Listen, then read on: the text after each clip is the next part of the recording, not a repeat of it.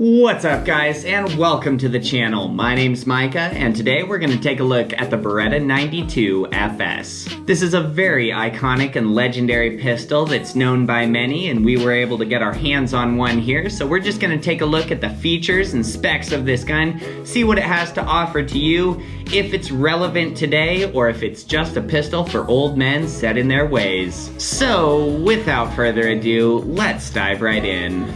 And before we get too far along, I'll definitely show you that the weapon is clear and safe. So you can see that there is nothing in our chamber there. Everything is clear and safe, and the magazine is empty as well. So safety is first, guys. That's extremely important, and we always need to be on top of that.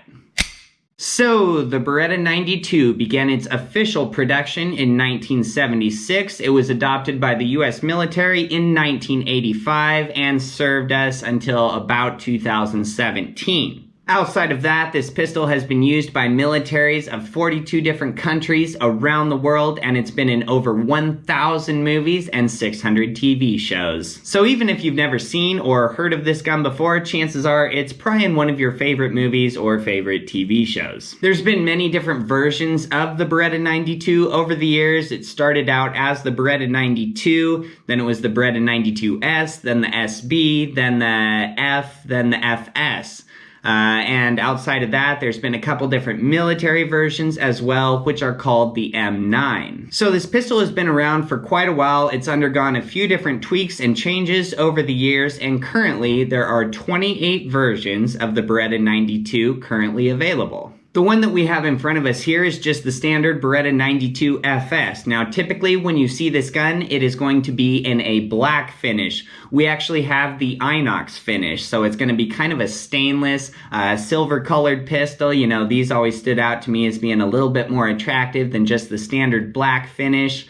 And so I was able to find one of these, and I am absolutely loving it, guys. This has been such a good pistol for me. It's absolutely a workhorse. It's never given me one problem. So we'll just kind of walk around the pistol here and go through the different features and specs and see kind of what this 92 FS has to offer. Oh, so starting with the sights on this gun. So it's kind of a classic 3-blade setup here. The Inox version is going to have red dots on the rear and then one red dot on the front.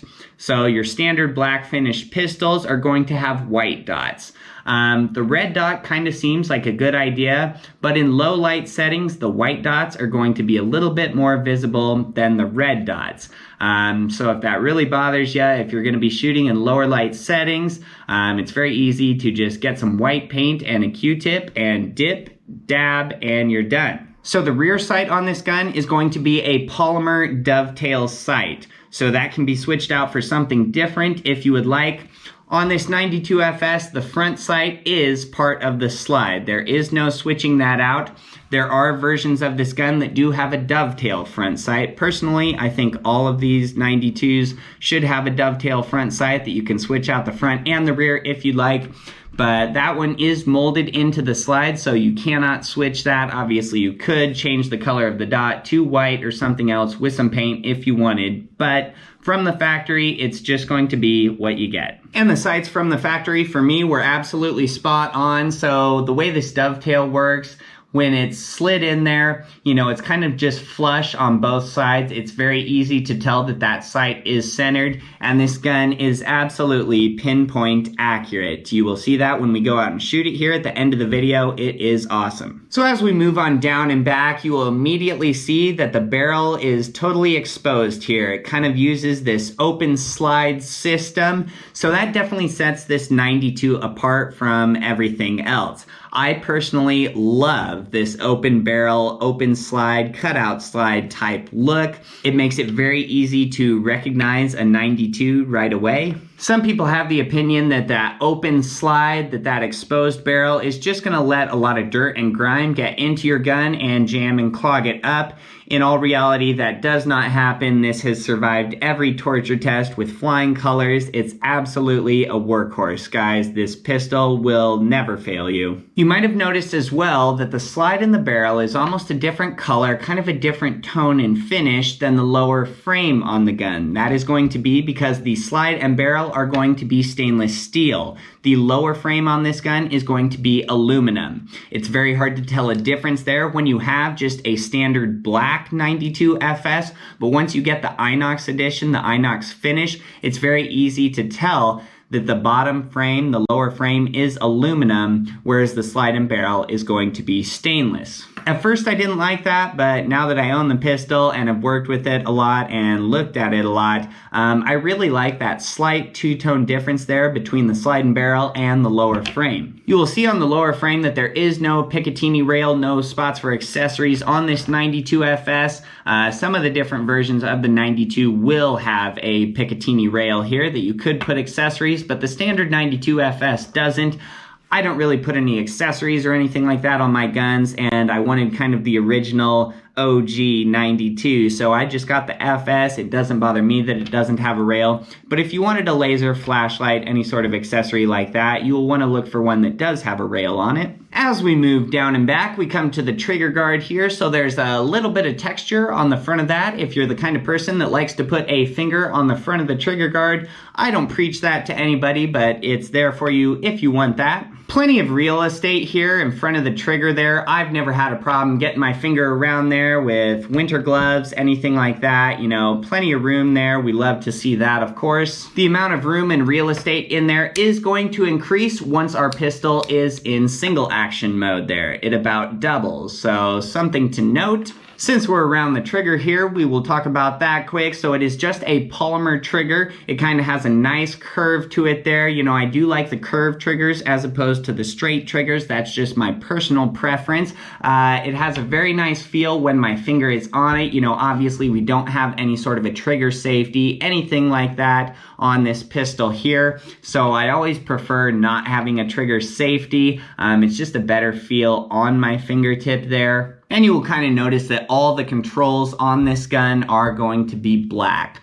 So that kind of helps to offset the silver, the Inox finish that we have there. I have seen versions of this gun that are kind of called the Ghost Inox, so all the controls will be stainless silver as well. I would like to get my hands on one of those, but I was just able to find the original Inox. So that's what we got, that's what we have here. We do have a little button right here, so that is going to be how we take the gun down. So pushing that and actuating the switch on this side will release the slide and barrel from the lower frame, which we will do shortly. We do have our slide lock on the left side of the gun, so it's not ambidextrous. It cannot be ambidextrous because we do have a visible trigger bar right here that's going to be in the way. So you can see that that will move as we actuate the trigger. That bothers some people because it's not typically something that you see on every pistol. You know, it never gets in the way as I'm shooting the gun. I never feel it. I never know it's there. But when I was looking at the footage of us shooting this on the range, you can see that that trigger bar is getting actuated there when we depress the trigger. It's just kind of a unique feature to the 92 FS here. So moving on down here, we do come to the magazine release. From the factory, it's just on the left side, but it can be switched around to the right side very easily. It shouldn't take long at all. It's very low profile. When moving my hand over the grip of the gun, I don't feel it at all. So I don't think you're accidentally ever going to press the magazine release unless you are intentionally trying to. So that's kind of good. I will say with where it's at and with it being so low profile, you do kind of have to change your grip on the gun just a little bit to actuate that magazine release. If I just have my standard firing grip on the gun, I cannot get my thumb over to that magazine release. So just something to note, but with a slight change of your grip here, that can easily be actuated. It's never given me any problems. It rockets those magazines out of there every single time. So as far as the grips go on this gun, depending on what version of the Beretta 92 you get, there's a couple different grips out there. So this Inox finish version just has kind of a fall leather looking rubberized grip. So it has a slight texture to it there that you can see. It has your nice Beretta logo.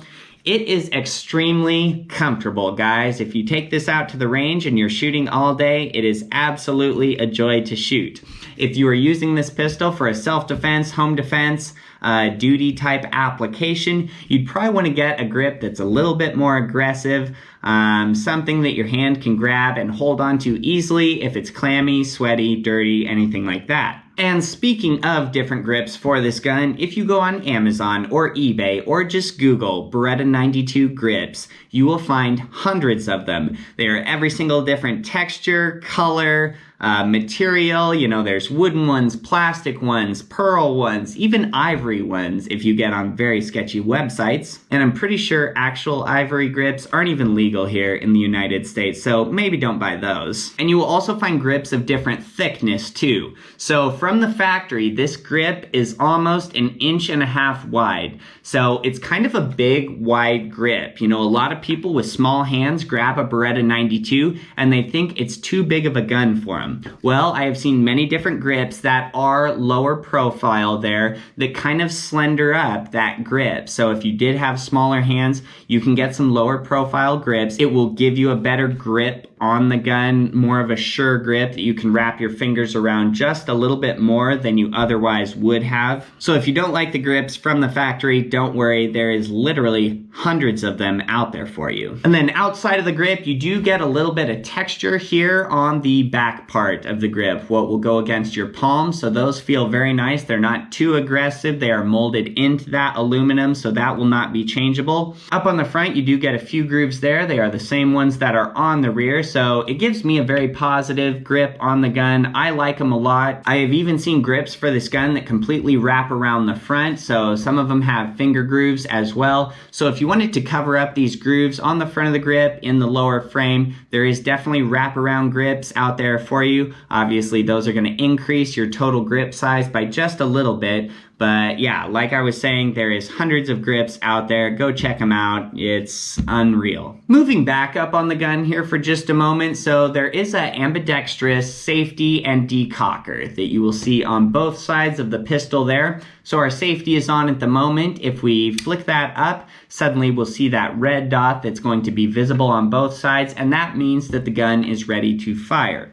So this pistol is going to be double action and single action. So I can press the trigger right now with the hammer being down. It's going to be a very long trigger pull. It's going to sit at about 10 pounds.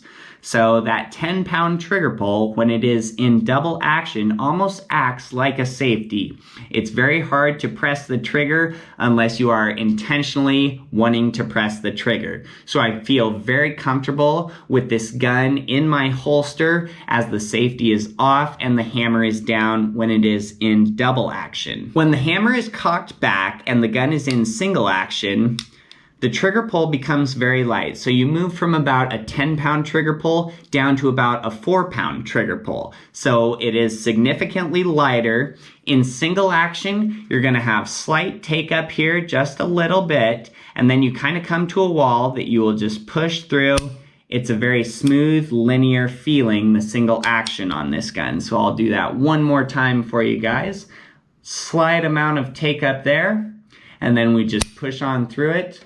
The single action is very nice on this gun. It's very easy to be extremely accurate in single action mode. When your hammer is not cocked and you are in double action mode, essentially, the trigger pull is going to be a little bit longer. So you can see where the trigger sits in double action mode. Now watch the trigger move back as I cock the hammer back.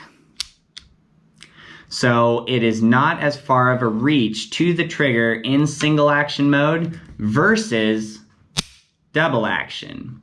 So now you saw that that safety is a decocker as well. So if my safety is off and I put my hammer back there to decock that hammer, to decock the gun and get it back into double action mode, we can just press down our safety and it will release our hammer there, put us back in double action mode without firing a shot. So that can be a little unnerving to people because they see the hammer click down and no shot goes off. That's understandable to be a little bit worried about that. But if you look at the mechanics on this, you will suddenly feel very safe about it. So when our hammer is cocked back on this gun, you can see that there is our firing pin right in there. So normally that hammer would go forward and hit that pin and that will fire a shell. So as I am moving this safety down, you can kind of see that pin is going to turn up and out of the way and go back into the slide.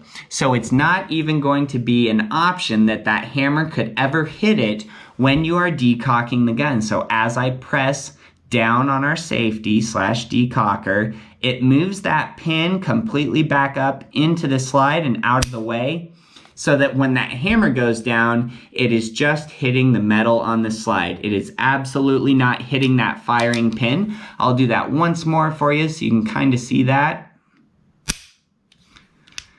Whoa. So, and then when our safety is down, our trigger is totally dead. Nothing happens at all. Our hammer does not go back even though you can press the trigger. So our safety has to be back off for us to be able to obviously operate the pistol in double action or single action there. So last time, just so you can see that firing pin rotate up and out of the way there.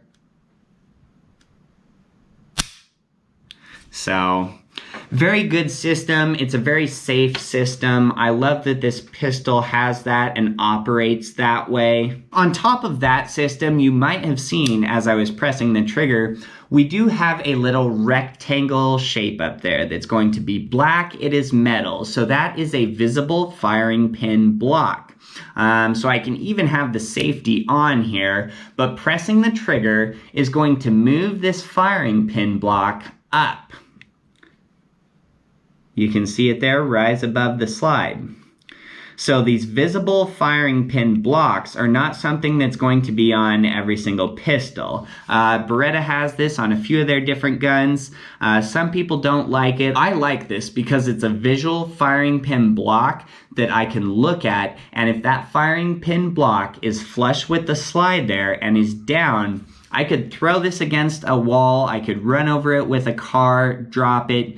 There is no physical way that the gun is going to go off and fire a bullet. The trigger has to be depressed in order to move that block out of the way that the hammer can then strike the firing pin, that it would strike the primer on the bullet. As far as the magazines go on this gun, the standard ones are just a 15 capacity magazine.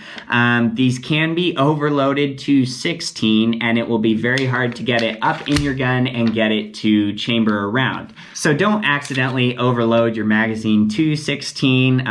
It will be giving you problems and you won't know why. It's because you have one too many shots in it. The magazines are going to be metal. They kind of have a flat black paint or finish on them. Everything about them feels very nice. You know, they do slide right in the gun. They slide right out when you actuate the magazine release. So the Magwell in the 92 is not going to be tapered, flared, anything like that. Typically those flared Magwells, you know, give you a little room for error when you are throwing that magazine in the gun. You know, that flare on the bottom will just let you throw that magazine in, even if it wasn't perfectly lined up. There is no flare on the Magwell of the 92s from the factory, but your magazine kind of has a good taper to it on there, if you can see that. So with that magazine kind of tapering up towards the top, you know, I don't really think that there's a need to have a flared Magwell there. Some people who love their flared Magwells are going to have a problem with that. Well, the magazine is tapered, so we don't really need to flare the Magwell there. It's never given me any problems. I've always been able to throw that magazine in there right away. It's fairly intuitive. It should be very easy for you. Also, you do kind of have this lanyard loop on the bottom of the grip here on the pistol, so if you wanted to wear your pistol on a lanyard, I don't know why you would do that. Maybe just don't do that. That seems kind of weird. Oh, and then lastly, we do have a nice beaver tail kind of on the back of the grip on the lower frame there. So it does let your hand get up there nice and high. It's still out of the way of the slide, as that will actuate back between shots. So your hand, your palm is never going to get torn up by the slide if you have kind of an off grip or wrong grip on the gun, that Beaver Tail just keeps your hand out of the way of all the moving parts, and it functions very well. It feels very nice. Oh, and I think we've kind of gone over everything on the gun here as far as features and stuff. As far as the basic specs of this, you know, it's going to be 8.5 inches long. It's 5.5 inches tall. The gun weighs 33 ounces, and it has a width of 1.5 inches. So compared to some of your like striker fire duty pistols that we typically see today, it's just going to be about an inch longer. You know, it's about a quarter or half inch wider. As far as the height, you know, it's pretty comparable to those, but a little bit longer, a little bit heavier. Of course, you're going to get a little bit more weight since it does not have a polymer lower frame. You know, it's going to be aluminum. It's just an all metal gun. So you're going to see some more weight there, but that weight does really help keep your hand steady when you are acquiring your target. Just that the gun weighs a little bit more, your movements and your flinches are going to affect this pistol less than, say, a polymer framed striker fired handgun. So it's easier to have a steady hand with this pistol here. So now we'll break the gun down here and take a look at some of the internals. So we're just gonna press this button that's gonna be on the right side of the gun there. So pressing that button down is going to move this little pin out a little bit. Here you can kind of see me pressing the button is moving that pin out. So we'll pull our magazine out here, and then when we press that button down, we will just put a thumb on this little tab here, on this lever here, and we will flick it down. So when we do that, now our slide is totally released. We can pull it off of there, and our gun is apart. So we'll pull out the guide rod here in this. You know, it's a fairly long guide rod. Obviously, it's almost a 5-inch barrel on this guy. So pulling this out, that spring is not going to be held on by the other side of the guide rod like we typically see in some of our striker fired pistols. So the spring is totally loose on there. You could pull it out. This is a very stiff, long spring. I love the feel of this. You know, they're definitely time tested. These things work perfect. I've never heard of anybody having a spring break or failing in this weapon. Our guide rod's going to be plastic. They didn't always used to be plastic in the 92s. Now your new modern day 92 FSs are going to have a plastic guide rod. I believe on the military versions, the M9s, they still have a metal guide rod in them. So that's something you can get, that's something you can switch out. The plastic guide rod has never given me any problems. I'm just gonna keep mine in the gun, but just something to note that the new ones are gonna be plastic, whereas if you find somebody who has an older 92, it's gonna have a metal guide rod. So that's just something they've changed over the years. When we're pulling our barrel out of this, it's going to be a little bit unique. It's not going to be quite like a barrel in some of our more modern day striker fired pistols here. So with this having this whole open slide and kind of a stationary barrel, you know, that barrel stays perfectly straight in there as the slide gets actuated. And that's something I'll show you as soon as we put this gun back together. So you're going to see a few different features and things on this barrel that are slightly out of the norm if you're used to new modern day polymer framed pistols. But everything functions and works very well on this gun. As far as the barrel and the slide, I mean, everything just seems very heavy duty. There's no inherent flaws or features or things that I can see that are going to give you problems down the road. I mean, this pistol has been around for quite some time, and it's definitely time and battle proven. Looking at our lower frame here, so something I'm very picky about is the rails and the tabs that the slide will ride on of the lower frame here. You know, and typically your modern polymer framed pistols, I like to see rails that extend from the front to the rear of the gun without gaps, you know, with that polymer frame just being softer than, say, a steel or aluminum frame. I like to see metal rails that extend the whole way. This aluminum frame kind of has 3 different rails on it. So you get nice chunky ones up front, a couple chunky ones on either side in the middle, and then some ones on the rear here. So with this being an aluminum frame, it's just gonna probably hold on to that slide a little bit better than some of your polymer framed pistols. I feel like, so I am totally fine with these big 3 rails on each side of the gun there. That slide just rides perfectly perfectly on those. They look and feel very heavy duty. I have no problems at all with the internals on this gun. Clearly you can see that everything's a little bit dirty. We've been shooting the heck out of this thing and it has given me zero problems. It just runs like a champ. It runs like a top. So we'll probably have to give this a good cleaning here down the road sooner than later. Okay, so we'll put our gun back together here. So we have our slide. So we're gonna take this barrel here and we're gonna kind of slide that in the hole that's supposed to go in. Whoops, we lost our little piece here. Okay, so that just slides back in from the slide there. It's kind of finicky, but we definitely want to keep that in the barrel here as we're putting that back in. So back to where we were. Okay, barrel is going down in this hole right here. So we just slip that guy down in, kind of get it set in the bottom here. Perfect. Sometimes you kind of have to wiggle these around to get them in the slide there, but everything is seated perfectly. So now we will take our guide rod and spring. So obviously that spring is going to extend a little bit off the guide rod. So we're just gonna put that back in the hole in the housing for that. And then we'll kind of press it all the way forward here. Yep, and then we'll seat that right back in the notch on the barrel there. So everything looks perfect back in our slide and barrel here. All right, so now we're just gonna throw the slide back on our lower frame here so we get the cutouts in the frame lined up with our rails on the frame there. Perfect. Okay, so as we're sliding this back, sometimes you have to jiggle these a little bit to get them to fall into place and get back together. So when I'm putting them back together, I'm going to lock the slide back. When I get it as far back as it will go, we're gonna lock our slide here. Whoop, just like that. Okay, so now we will move our takedown lever back up. So everything should be good to go here. And then we will release our slide. And our 92 is back together here. Everything is perfectly functional. We can press the trigger. Double action works fine.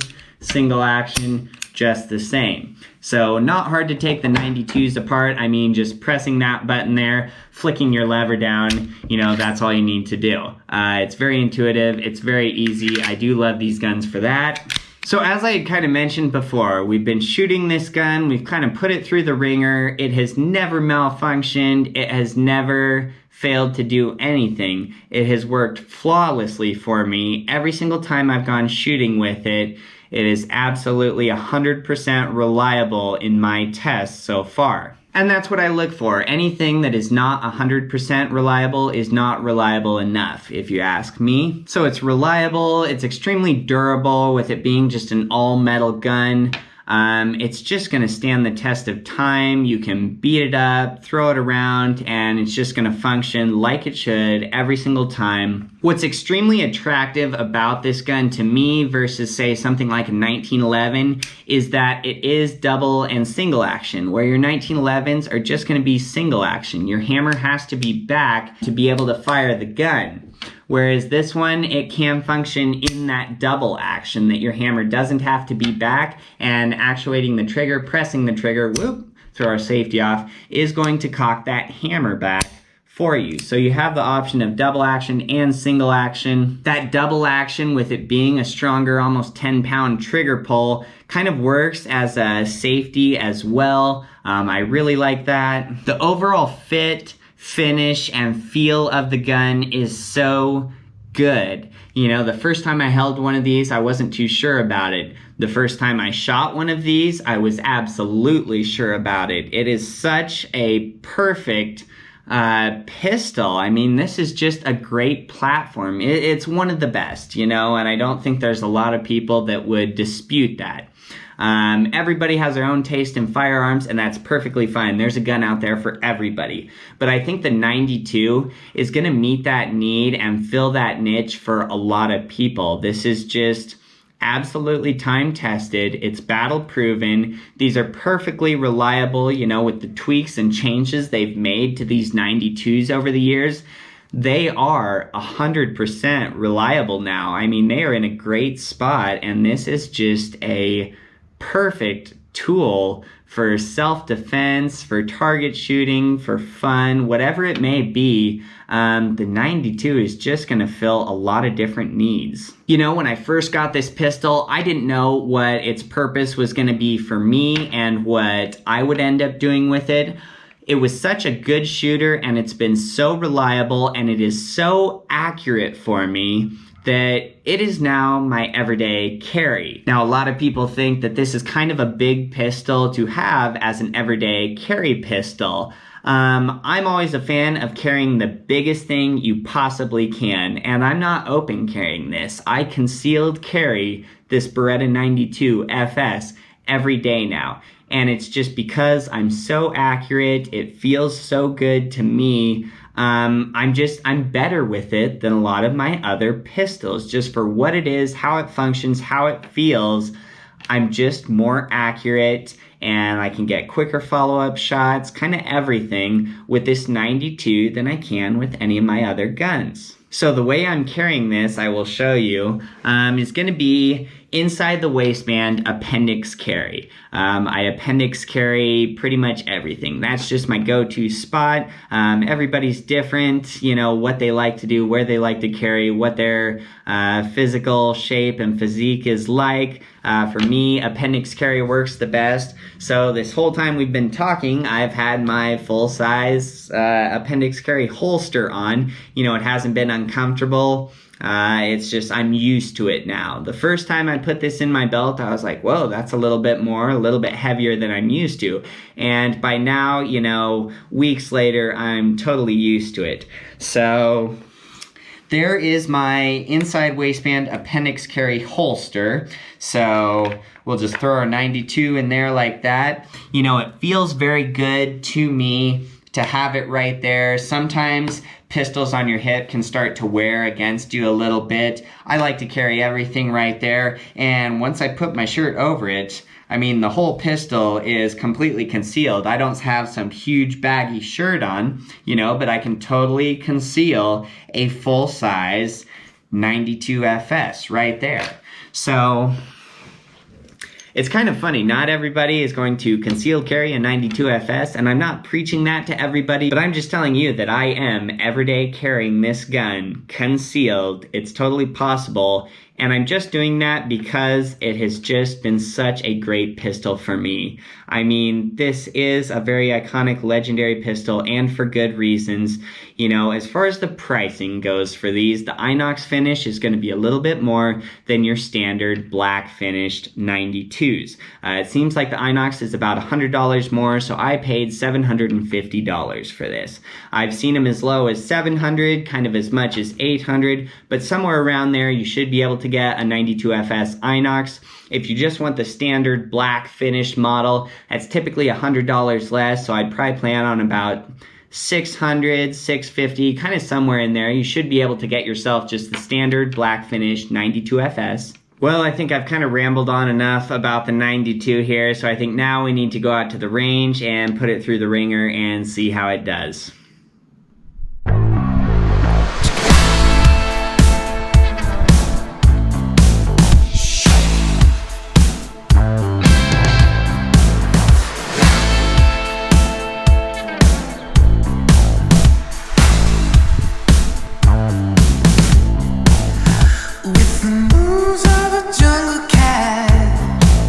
I'm gonna ride to your cage.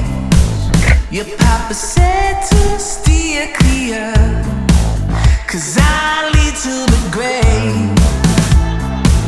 You better run away, run, and fire your gun. 'Cause once I have you in my claws, I'm gonna bite out your heart.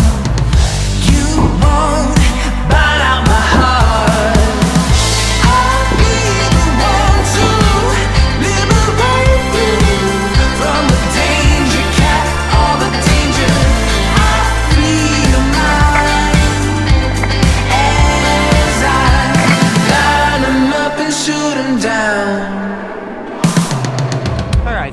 gonna do a little accuracy test here with the 92. So I have just a target set up. There's 2 different targets on that. So it's at exactly 10 yards.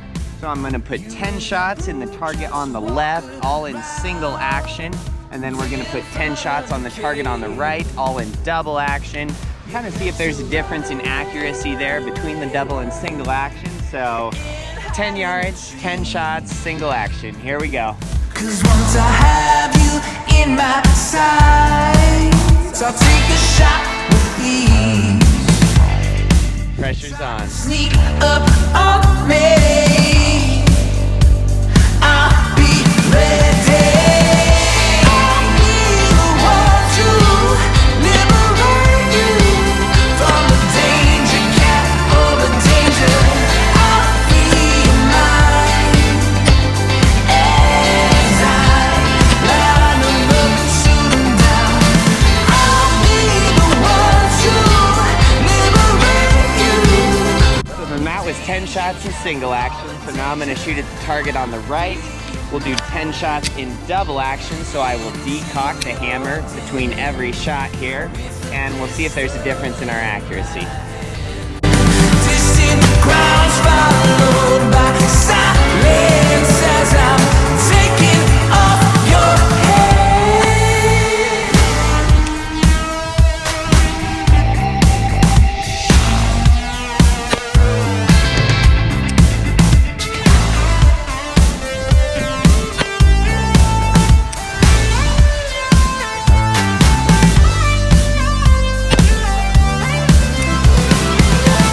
I'll be the one to liberate you from the danger cat or the danger.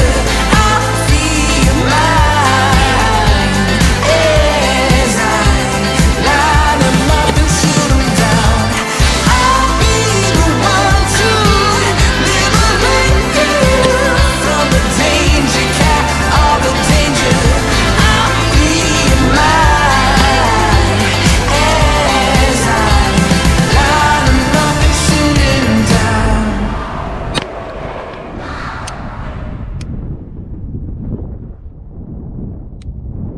Ooh, moonlight. Ooh, moonlight. Can't believe I found you, baby. Come alive. Loving you like we're dancing in moonlight.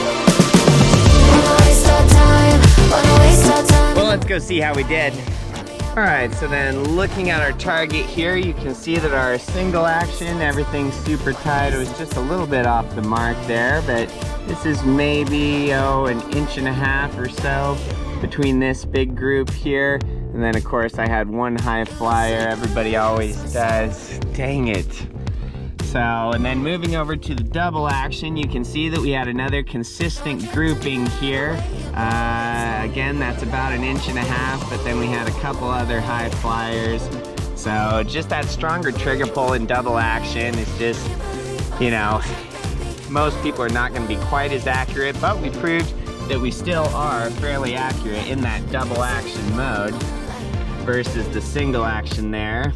So I think now we're gonna move the target out to 25 yards here. We're gonna over double the distance here and then see what our groupings look like. All right, and then so we're loaded back up. So we moved our target out to 25 yards now. So we'll just do the same drill. So 10 shots and the target on the left, all single action. 10 shots, target on the right, all double action. And we'll see what our groupings look like at this farther distance here.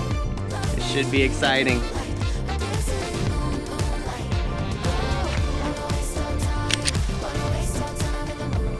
It's gonna take a steady hand.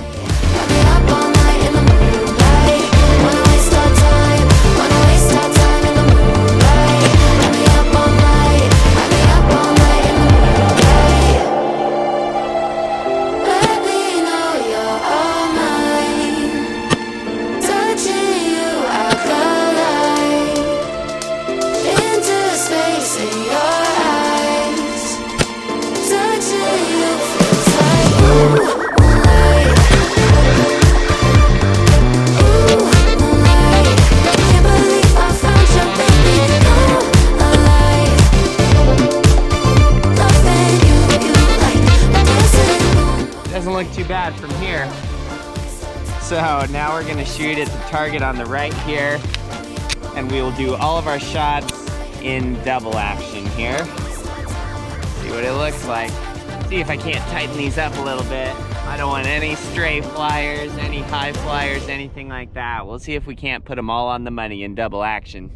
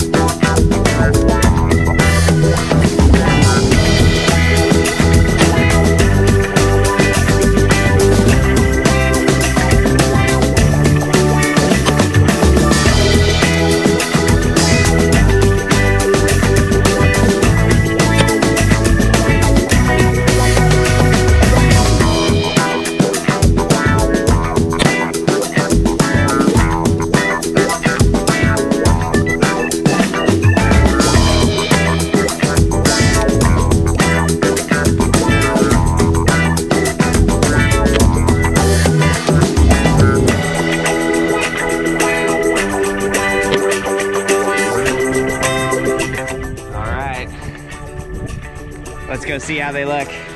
All right, so then at 25 yards, here's our single action target there. So actually not terrible. I mean, most of them are kind of centered around the bullseye, and then we had a couple high ones, one that was kind of low and right. So I mean, I guess our distance between these is going to be about 4 inches there or so. But you can see that most of them are about 1.5 inches, 2 inches apart there maybe. So really impressed with that actually. For 25 yards, you know, the single action pull on this pistol is really nice. And then our double action, so we are a little bit more all over the board here. As far as the grouping, well actually not too much. We had a couple more that were closer to the bullseye in single action, but our double action still is not bad at all. So very impressed with the accuracy of this pistol. You know, it just has good weight to it, and that weight is just gonna help you have a steady hand when you're shooting it. So yeah, 25 yards, that would definitely do the job. So I don't know if you can make the argument that the double action is way more inaccurate than the single action. I mean, we could barely tell a difference there, but we really just had to move the target out to about 25 yards to notice that difference. So I think in a practical application, the double action will work just fine.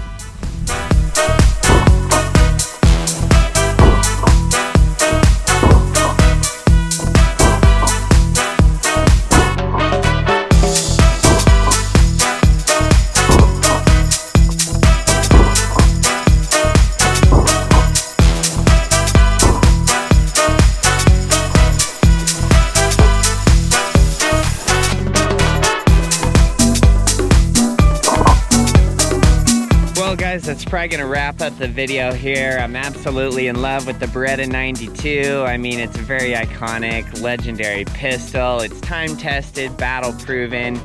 It's absolutely worth every penny, guys. Go out and get yourselves one. Everything about it is just taken to the next level. So even though it's a little bit older, it absolutely will compete with any modern-day pistol. I promise you that. So like the video if this helped you out, subscribe if you want to see more, and until next time, have a great night, guys.